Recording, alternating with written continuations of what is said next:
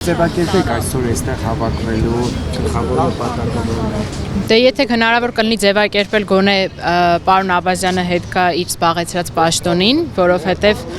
առնվազն մեր հարցով, անհետ կորածների, գերիների, հումանիտար բանակցությունների վարման հարցով, այդ բանակցությունները վարվել են 5 տարի շարունակ պարոն Աբազյանի կողմից եւ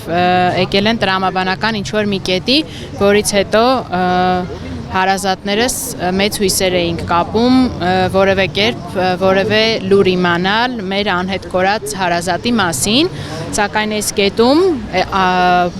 ինչ-որ մի քմահաճույքով, ինչ-որ մի քաղաքական պատվեր չկատարելու պատճառաբանությամբ ազատել մարդուն, որ այդ կարևոր առաքելության վրա էր, ընդունելի չենք համարում։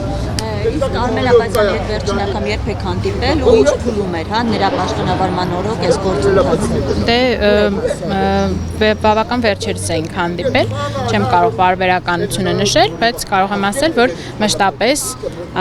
պարբերական են եղել մեր հանդիպումները պարոն Աբազյանի հետ,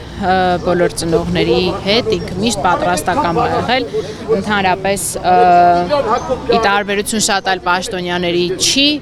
ձևակերպել, որ ինքը շատ զբաղված է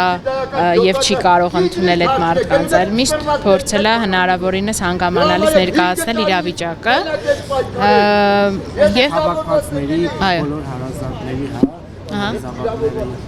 նույնականացված են նրանք անհետ կորած են, տեսեք, տարբեր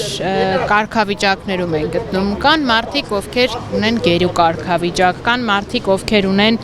բռնի անհետացածի կարգավիճակ, այսինքն կոնկրետ ապացույցներով հավաստվում է, որ այդ մարդիկ եղել են Ադրբեջանի իշխանության ներքո։ Կան մարդիկ, ում վերաբերյալ ընդհանրապես որևէ տեղեկատվություն չկա, որևէ ԴՆԹ մասունք չկա, որ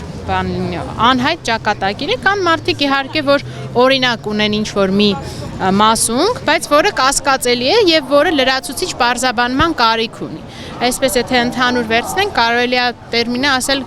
գերիներ ու անհետ կորածներ, բայց իհարկե ամեն մեկի, ինչպես ասում են, ճակատագիրը յուրովի դժբախտ է այս համայնքում։ Իսկ այսօր էլ ինչ քայլեր եք պատրաստվում անել, հաշվի առնելով, որ այս բանը օրինակ Նիկոլ Ղարաբաղյան դիմաց, բայց